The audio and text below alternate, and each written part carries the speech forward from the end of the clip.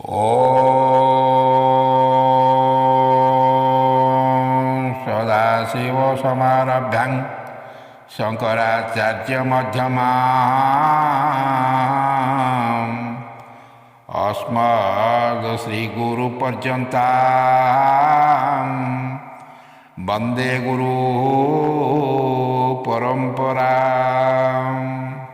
दर्शक बंधु, गुरु कहले गु अर्थ अंधकार, रु अर्थ आलोक, अर्थात गुरु एपरी जड़े व्यक्ति जी अंधार आलोक को बाट देखाई था।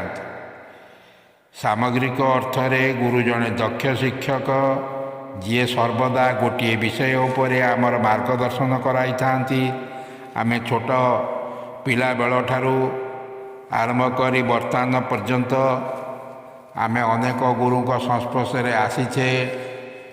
निर्दिष्ट किछि गुरु अछंती जी आमको आध्यात्मिक मार्गदर्शन बाट देखाई थांती। से आत्मा को जानिचंती, आत्मा को अनुभव करितिबा गुरु हेले सद्गुरु। जे गुरु सत्यर मार्ग देखाई गुरु हेले गुरु मानक मध्य श्रेष्ठ गुरु। से गुरु मानक मध्य शिव भगवान हेउचंती सर्वश्रेष्ठ गुरु।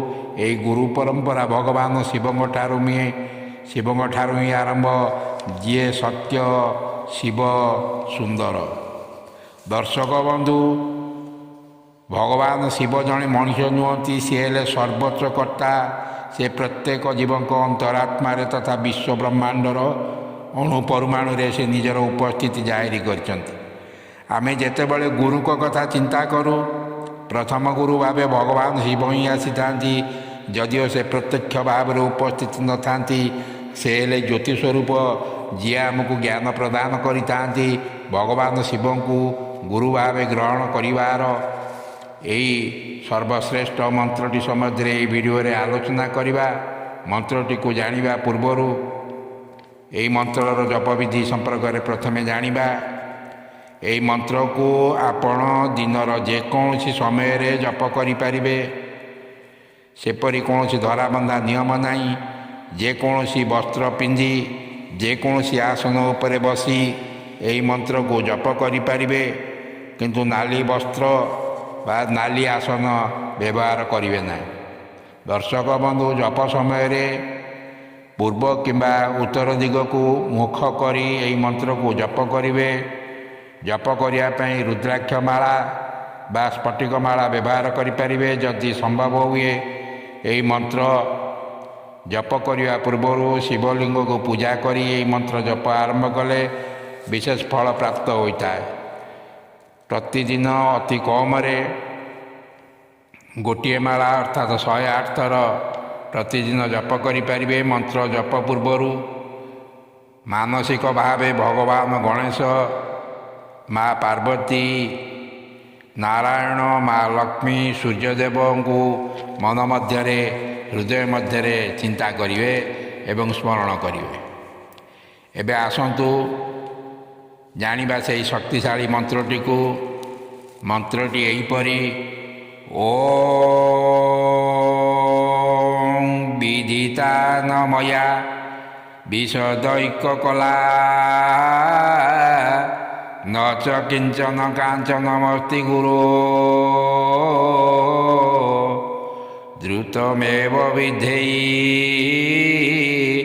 कृपां सहजां भवशंकर देशिक मे शरणम्। ओम विदिता नमया विशदैक कला न च किंचन कांचनमस्ति गुरो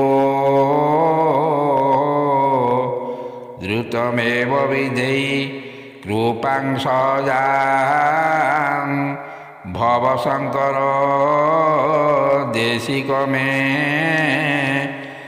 शरणम्। अर्थात हे प्रभु, हे गुरु, मु कौनसी ज्ञानर अधिकारी नुहे, मु कौनसी धनर अधिकारी नुहे। हे सर्वोच्च गुरु, मते आपणकर करुणा प्राप्ति हो, मते आपण सहाय हुअन्तु।